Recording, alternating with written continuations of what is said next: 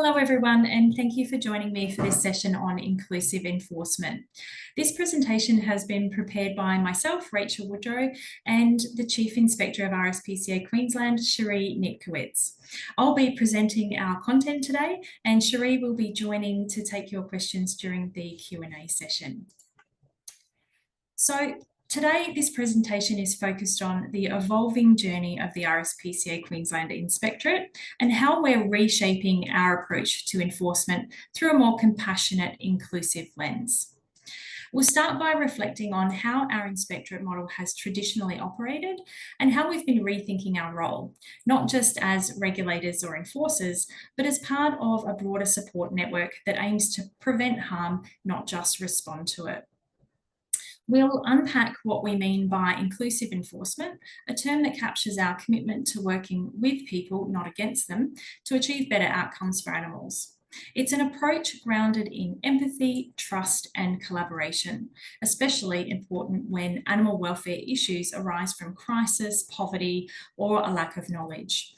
Finally, we'll talk about delivering a one welfare approach that recognises the interconnected wellbeing of animals, people and communities, and why this work needs dedicated resourcing. So our inspectorate receives anywhere between 14,000 and 18,000 animal welfare complaints every year. Responding to and investigating these complaints is a team of 26 inspectors servicing the east coast of Queensland from Cairns all the way down to the New South Wales border.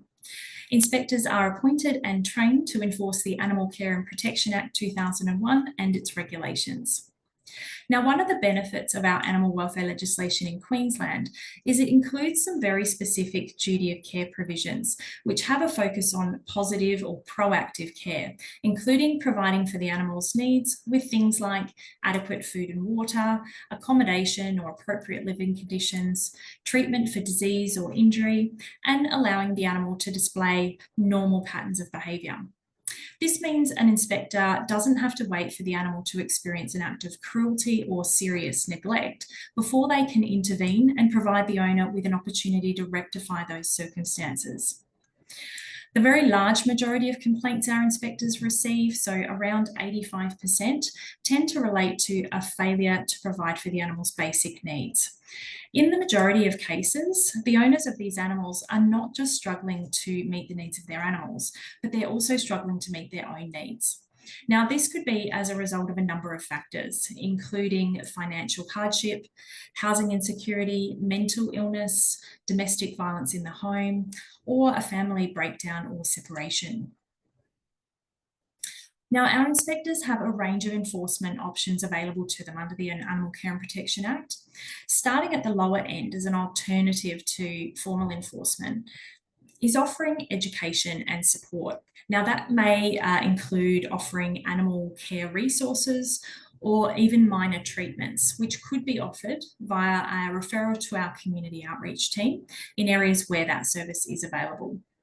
Now, if that's not taken up or the matter is more serious, enforcement options could include animal welfare directions, which require specific actions to be taken in a defined timeframe, all the way through to legal action in the form of a criminal prosecution. So over recent years, our inspectorate has reflected on the most effective method for animal protection, which has the best chance of a good outcome, not just for the animal we're dealing with today, but also for the longer term positive outcomes for any future animals that same owner may acquire. What we've recognised is that whilst punitive enforcement options are appropriate in some cases, taking this action will often result in less ability to influence positive outcomes for future animals in that same person's care. We find that punitive actions don't generally lead to change in owner behaviour and are typically ineffective in deterring future offending. So recognising that traditional enforcement alone is insufficient in many cases, we've shifted our approach to one which we call inclusive enforcement. So this is an enforcement approach that still upholds the law and protects animals, but it also recognises that many welfare breaches happen because people are struggling for different reasons. It recognises that animal welfare can't always be improved without improving the owner's circumstances. Therefore, we've responded by combining legal compliance with practical supportive interventions that help address those underlying challenges. So this requires working in partnership with social services, housing providers, DV agencies, and mental health services. And that allows our inspectors to respond in a way that is holistic and grounded in a one welfare approach. This allows our inspectors to maintain authority in the situation whilst also building trust and demonstrating that whilst the animal is always our primary concern, the well-being of the owner is a critical element of that animal's safety and well-being. But with thousands of complaints to respond to every year, our inspectors can't manage this alone. And that's why our People and Pets Better Together program is a critical element of our animal protection strategy. A program that doesn't judge animal owners for their circumstances and instead aims to connect owners with both human and animal welfare services that can support a more sustainable outcome for vulnerable people and their pets.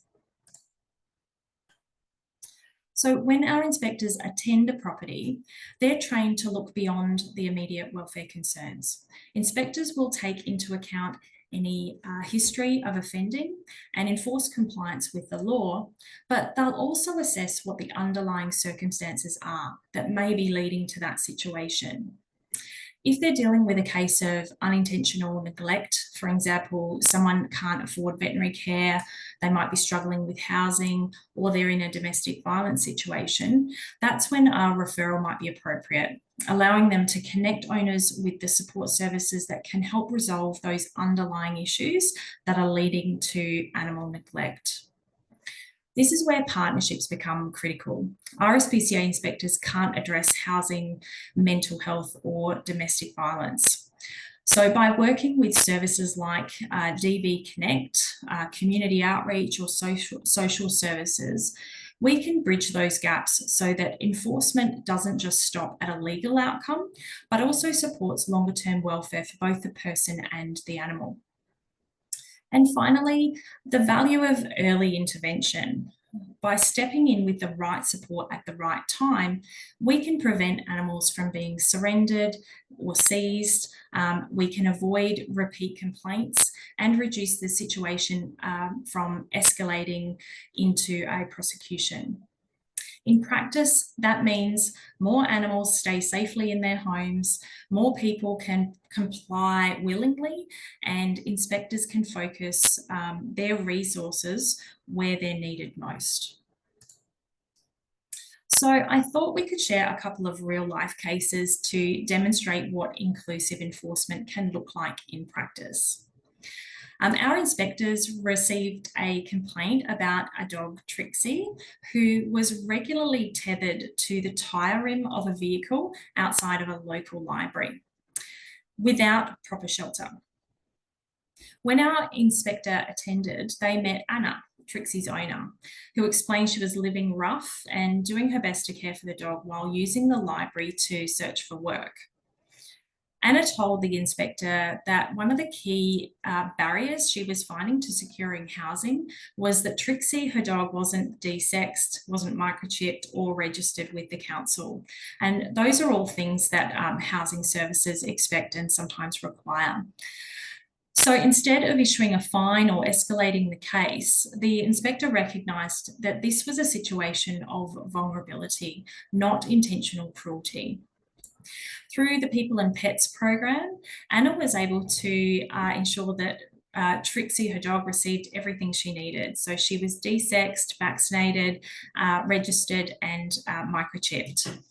But more than that, Anna was connected with the human support services she needed in that situation to access temporary housing and eventually gain employment.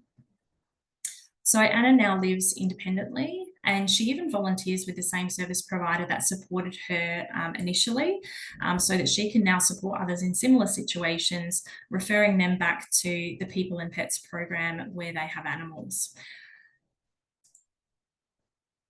And this is another case. So this case highlights the importance of trauma-informed enforcement and the role our inspectors can play in opening the door for life-saving support. So in this case, our inspectors received a report about two dogs, Rain and Cloud, who were believed to have been abandoned at a property in Brisbane. When the inspector attended, they discovered that the dogs weren't actually abandoned at all.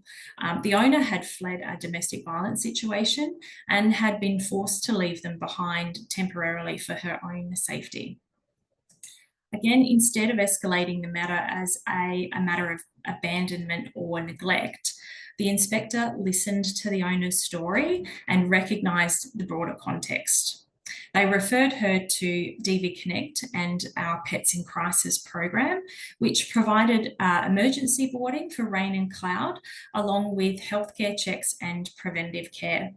And just 2 weeks later, the owner was able to reclaim her dogs, having secured safe housing for herself and her pets.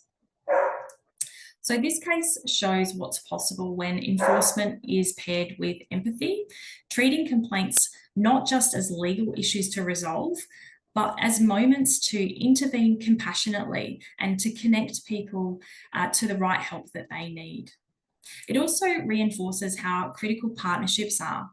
Without Pets in Crisis or DV Connect, this outcome wouldn't have been possible. Inclusive enforcement is not something we can do alone. It relies on a network of support services and, of course, sustainable funding. And so this is one of the biggest challenges we face. It's the mismatch between the level of the need and the way animal welfare is funded. The vast majority of proactive preventative services, so the ones that keep people and pets together, rely heavily on donations and grants, while more formal funding is directed towards those reactive services like investigating complaints, rescue services, or running veterinary hospitals. So reactive work naturally dominates because it's urgent and highly visible. When an animal needs to be surrendered or a cruelty complaint comes in, that can't wait. But prevention, so supporting family supporting family before neglect escalates, or giving a survivor of domestic violence a safe option for their pet, ultimately saves resources. Every case prevented means fewer animals entering shelters, less strain on our inspectors, and better outcomes for the community. From a cost perspective, early intervention makes economic as well as ethical sense. It reduces recidivism, improves compliance, and avoids the higher cost of crisis responses and longer-term sheltering.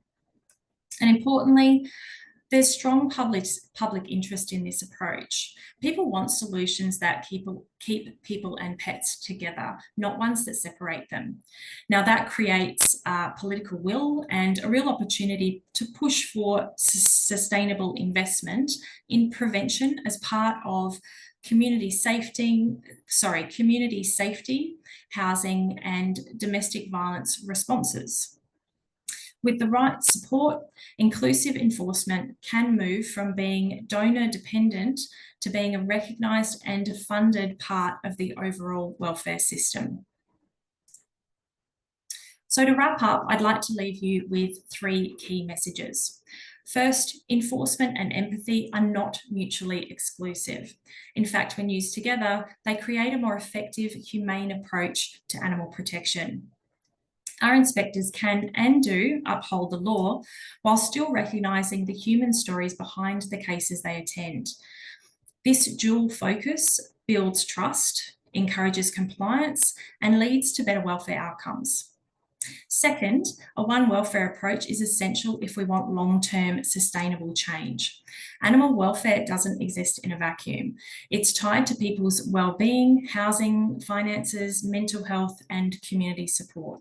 When we intervene in ways that acknowledge and support that full picture, we're more likely to see lasting improvements for both animals and their owners. And finally, this work relies on partnerships, but it also relies on funding. Our ability to deliver inclusive enforcement depends on sustainable investment, whether it's outreach programs, community days, follow-up support, or even training for our staff. None of this is possible without dedicated resources.